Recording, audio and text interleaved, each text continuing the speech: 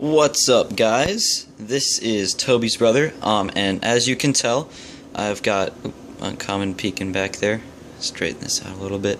I've got 8 packs of Modern Masters here that I've just opened. I've taken a look. It's the first rare. Okay, well, you'll see when we get there. I don't remember which pack it is, though. Also, got ourselves an Elspeth Knight Errant, non-foil, but she's a good 26 bucks. So always a nice card to have. Plus she's a pretty good planeswalker. Shards of Alara. If Elspeth Knight Errant is the one that's in Modern Masters, it may be. I think that's Elspeth Tyrell, but I'm not completely sure. Anyway, let's crack these packs. So is this one? Nope. Okay, so switch hands here. Okay, hands here. Let's take a look at what we got. So this is going to be kind of awkward to do. I took out all the tokens and everything. We got a Foil Witness, nice, and a Scion of Una. Our uncommons are Stir the Pride, another Eternal Witness, that's nice, and a Spell Snare. So that's pack number 1. So that's a good pack. For draft, I would probably take the Foil Witness because it's a 3 cost for 2/1, which doesn't make it bad, but her ability is really, really good. So let's take a look at this one right here. We got a Foil Absorb Vis. Let's read this real quick because I don't know what this does. Loses 4 life and you gain 4 life. Okay. Oh, Vis means life in Latin. I should have realized that. And then we got a Chalice of the Void. Okay. I think that's like a $10 card, and that's not bad. And our first uncommons, Apocrycite, Tribal Flames, and a Feud Killer's Verdict. Not a bad pack either.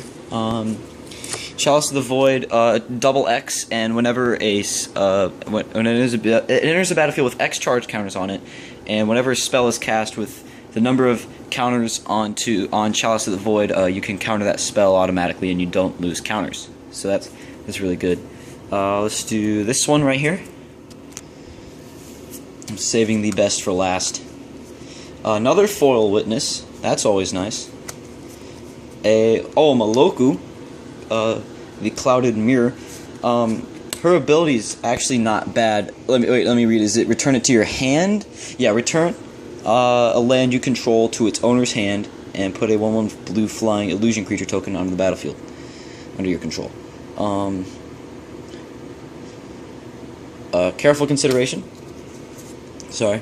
Phthisis, and Spell Snare. Cool. Okay. Spell Snare is not a bad counter spell because it gets rid of things like is it counter or is it dispel? I don't remember which one it is.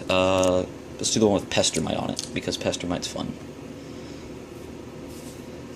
Oh, well, we got a Foil Sylvan Bounty. I think you gain 8 life, yeah. And then a Dragonstorm, okay. Search your library for a dragon permanent card and put it onto the battlefield, then shuffle your library. That's not bad. I'm making a Dragons deck, so that would work well in it. A Vivid Creek. Vivid lands are always nice. A Thundercloud Shaman, which is good.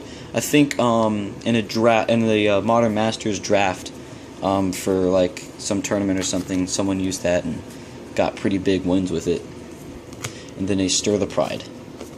What does Stir the Pride do? It's a 5-drop, 4 generic, 1 white instant. Choose 1. Target creatures you control with +2/+2, or until end of turn, creatures you control get lifelink.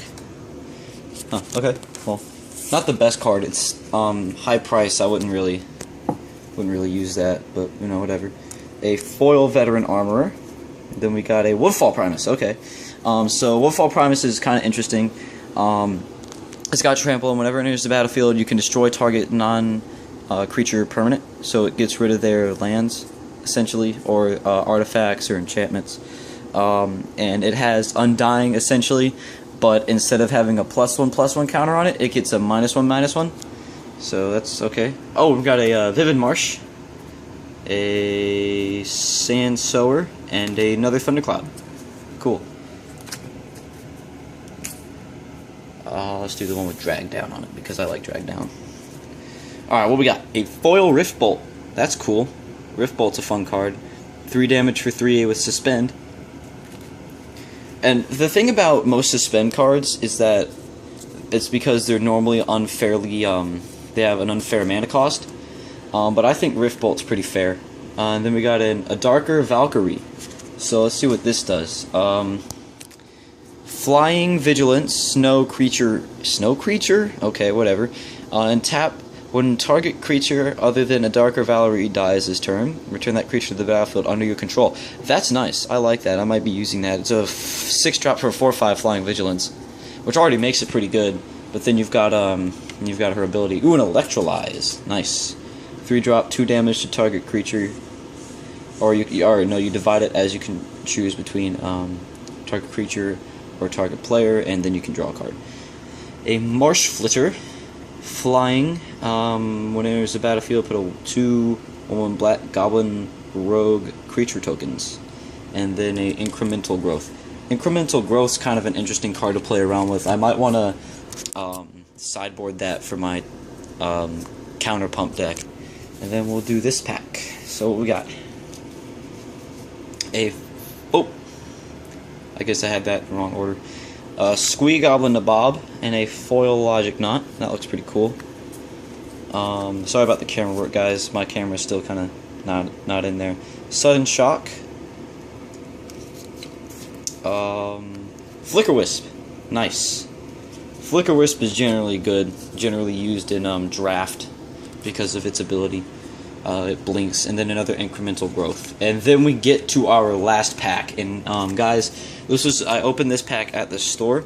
This pack was ridiculous, mainly because of what it had inside of it. It not only had a foil uncommon, which would normally be worth a lot of money, it had the one card in the set that's worth $135. So let's take a look here.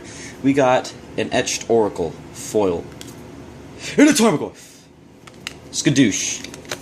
When I opened this, I was like, John, I got a Goyf! And he was like, sell it to me. I was like, no, I'm keeping this. He did give me a sleeve for it, though, which was nice of him. Shout out to John. I bought these packs at the Raven's Nest. Tarmogoyf. Incredible card. When I first saw this card, I was like, this doesn't really make sense to me because I didn't really feel it was that good. But after reviewing it, it's really, really nice. Tarmogoyf's power is equal to the number of card types among cards in all graveyards, and its toughness is equal to that number plus 1.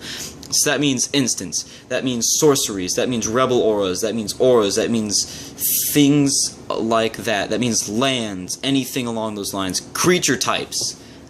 So this guy is going to be at least a 5/5 when you first play him. Or no, at least like a 2/2, because they've already cast off sorceries or instants, or 2/3, sorry, because it's +1 plus that number. So he's a 2-drop, mythic, creature Lurgoyf, 1 generic, 1 green. Incredible. This, I've never expected to pull a card like this, and it's in mint condition. I'm not going to play it. I'll probably build a deck around it and maybe compete with it, but that's the extent of what's going to happen. Goyfs are incredibly difficult to come by, and I do have a top loader right here, so I'm gonna put that in there in half a second. But before I do that, let's finish with the rest of the pack. So what we got? We got an Esper Zoa. So what does this do? I know what Esper is. Flying at the beginning of your upkeep, artifact you control, it's on its hand. Okay. Etched Oracle. And a Murderous Redcap. So Redcap, nice card, fun to play around with. Oracle, Sunburst, amount of color of mana spent to cast it, so it could be it's a 4/4 at most. And remove 4 +1/+1 counters. Target player draws 3 cards. Okay. And then a Murderous Redcap. So Redcap, there's a battlefield that deals damage equal to its power to target creature or player and persist. So it could do 2 damage and then 1 damage when it comes back, unless you pump it as soon as it comes in. So to review our rares, we got 1 mythic and 2 legendaries. So we got Squee, a Darkar, Valkyrie, Woodfall Primus, Dragonstorm, Maloku the Clouded Mirror, Chalice of the Void, Scion of Una. So guys, great pack openings. I wish I had done them on camera, but of course I opened these I opened the packs at the store. So awesome. Goyf is just a really, really good card and a really expensive card. Now, if you want to hit me up for trades for it, I'm going to be selling it or trading it off of a value for nothing less than 140, 135 maybe, because I think that's fairly what its price is at. I could be wrong. I'll review it. I'll post in the description what it really is, and then I'll get back to you guys on that. But if you're interested, message me or leave a comment in the descriptions below. But don't forget to like and subscribe. It really helps out the channel.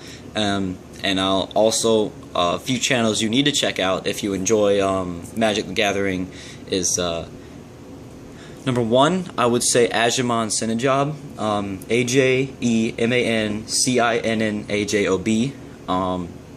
He's great. He's got a good personality when reviewing Magic. He's straightforward. He does deck techs a lot, budget deck techs. I think he's done a few Commander videos. He does a lot of pack openings. He does a daily pack opening, and he does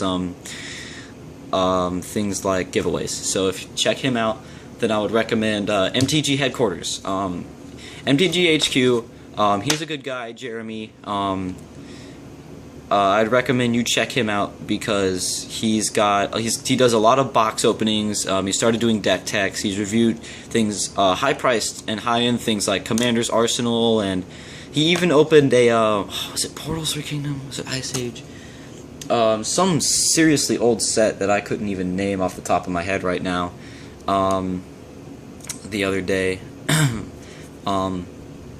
He's also opened a he's also put a Power 9 opening video from one of the original Unlimited sets, so you should check that out.